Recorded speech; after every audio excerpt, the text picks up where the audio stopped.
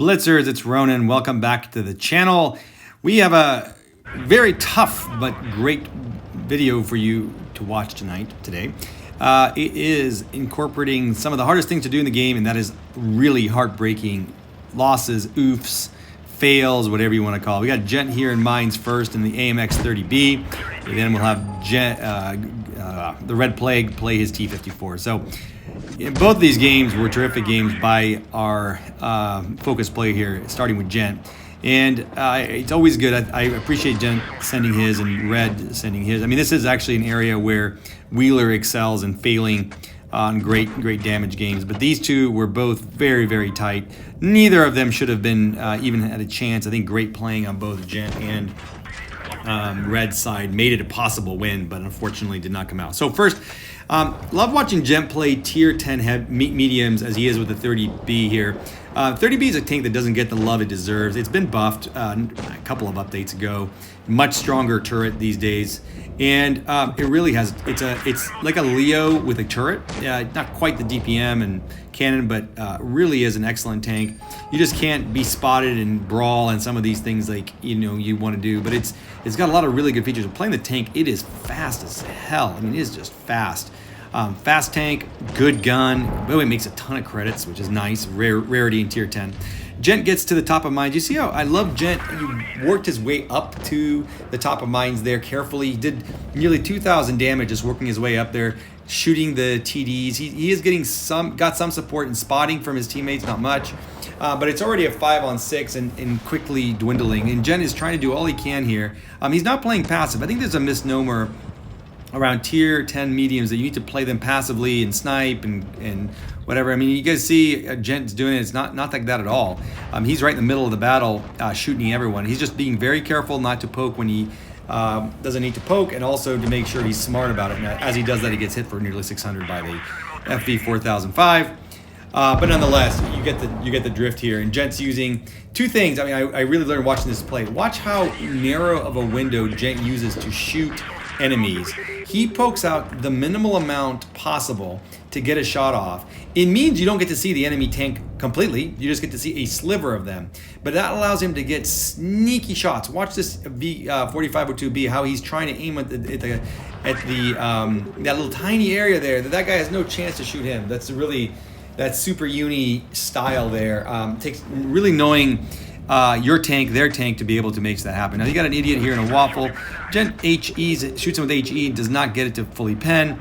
But that guy is not going to last long pushing up like that. The 4502B, this is a pain in the ass tank. Gent gets a low roll there in his APCR. It's a pain in the ass because it's just one of those tanks that just bounces stuff. It's kind of like but Gent does have cheeks, and Gent uses the very strong dispersion of the 30B. Very good dispersion of the 30B to get a shot in his cheek. There's another hat shot, beautiful hat shot there. That guy doesn't know what the hell to do, and he's getting out of town.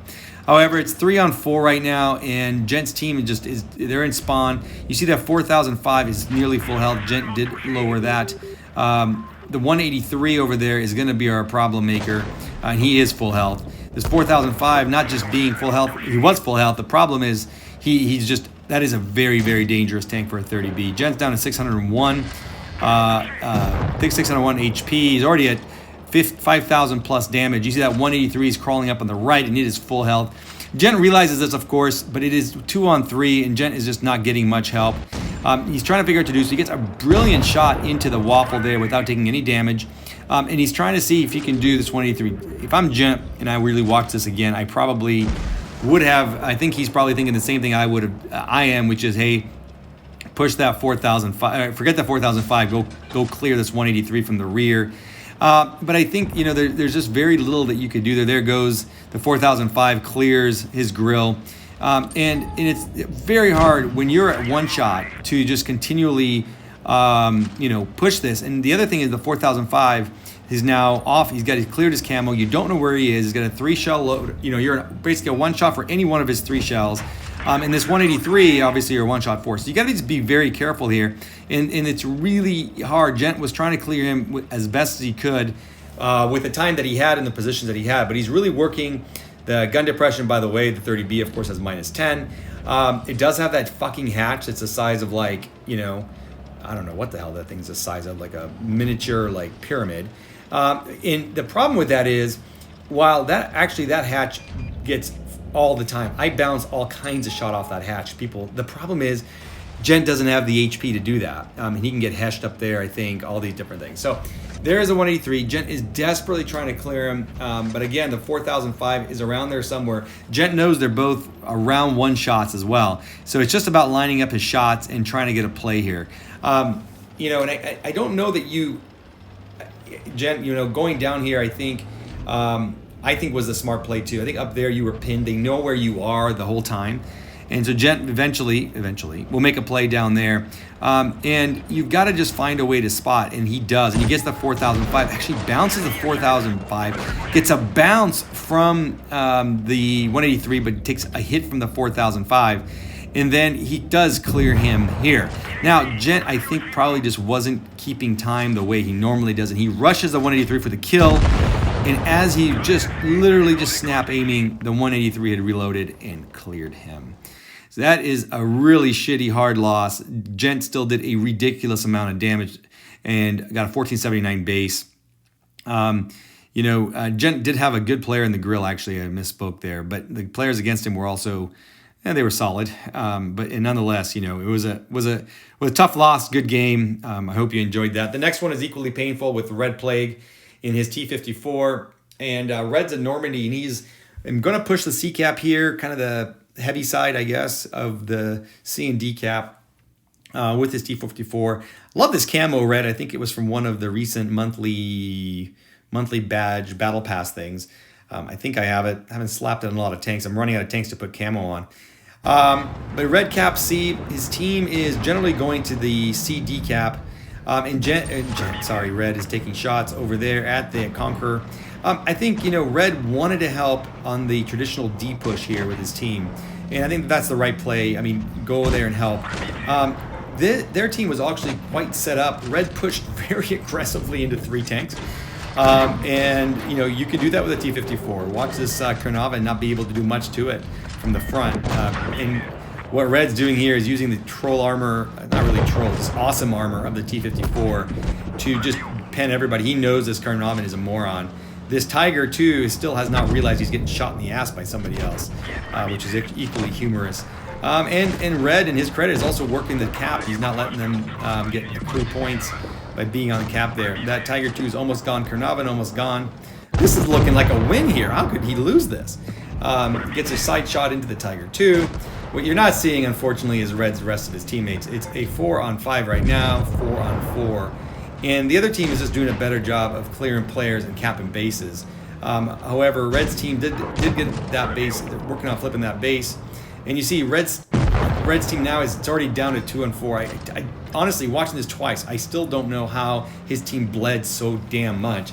Their team did a better job of just circling around, and while Red was focusing, they were all focusing so hard. You know, the other teams got cleared. Red kept most, if not all of his HP, a lot of his HP, not all of his HP.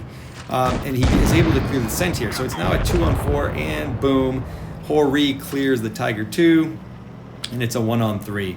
Red's got, you know, some HP, and he's got massive point deficit. So he goes out and he finds a full health T-44. He's got a full health Hori, so he's got to do something that's just really hard here. He's at 3,800 damage, so Red kind of did all he could. You know, I think on this one, the only thing I'd say is the point differential would have been close had Red killed this T-44 and escaped, and he's got a Hori. Red, you continue to battle with him. As you can see, the Hori's coming up. Now, Red's getting out of the way there, but all the Hori is going to do is take shots at him. And Red just didn't have the HP to spare. So he, you know, the only solution here, I think, would have been to run to the beach earlier, straight down to the beach and have the T-44 chase you there, clear him. And then you would have been close on points, but this is his hindsight 2020. That T-44 trying to show his ass like a horny female bitch, but he couldn't get it done. That Hori is just chasing Red around. Again, not a ton that can be done here. And tough situation. Red's decision here to clear the 44 was great. Unfortunately, he takes another shot. And there he goes to the beach. Can he make it? Oh! Takes one in the ass and dies. Oh, what a fail. But You know, Red did, I think, just about all he could there. 49-23 damage, 13-54 XP, 3 frags. Well played. Maybe, of course, in every game, there's always a way to win. But those two were great examples of great players doing all they can. Thanks for watching. Please sub to the channel.